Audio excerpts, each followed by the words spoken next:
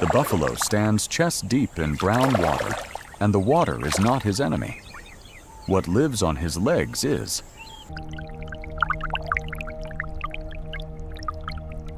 Leeches cling in clusters below the waterline, fat with blood, pressed into the folds behind his knees. Above the surface, ticks crowd the loose skin around his eyes, swollen gray bodies packed so tight the skin itself looks alive. Flies circle his ears in a thin black cloud, landing, biting, lifting away only to return. The heat presses down on his back like a second hide. He has tried everything. He stamps one leg, then the other, sending up sheets of muddy water. The leeches only tighten their grip. He swings his head and drags his horn along his own flank, but the angle is wrong, and the parasites sit just out of reach. He forces his body against a half-sunken log, grinding his shoulder into the bark, hoping friction will do what his own limbs cannot. A few ticks shift, none let go. He wades deeper still into the slow current at the swamp's center, as if moving water alone could wash a decade of parasites from his skin.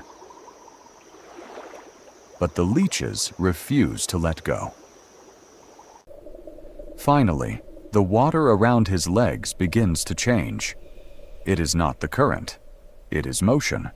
Dozens of small shapes, then hundreds, gathering low against his shins where the leeches hang heaviest. These are not the birds most people picture when they think of an animal being cleaned. No oxpecker could reach this deep, this submerged.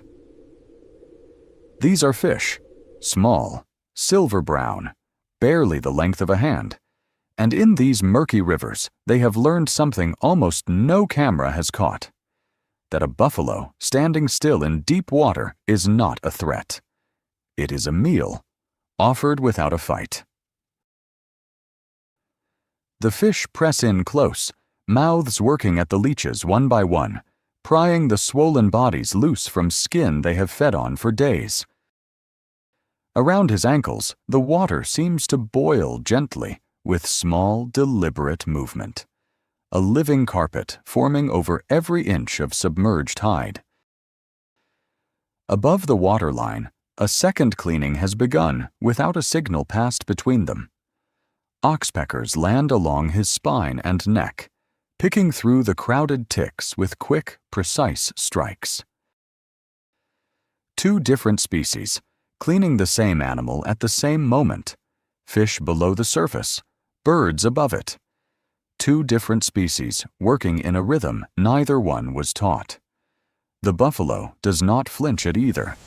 He has learned, the way his ancestors learned, that stillness is the price of relief. Beneath the water, the fish do not stop at the leeches. They graze the dead, flaking skin at the joints, the places where infection would otherwise take hold. In water this dark, it is easy to see only danger. But somewhere beneath the surface, something is always working to make the wild bearable. One leech, one tick, one small mouth at a time. Nature rarely announces its kindness. Most of the time, it simply gets to work.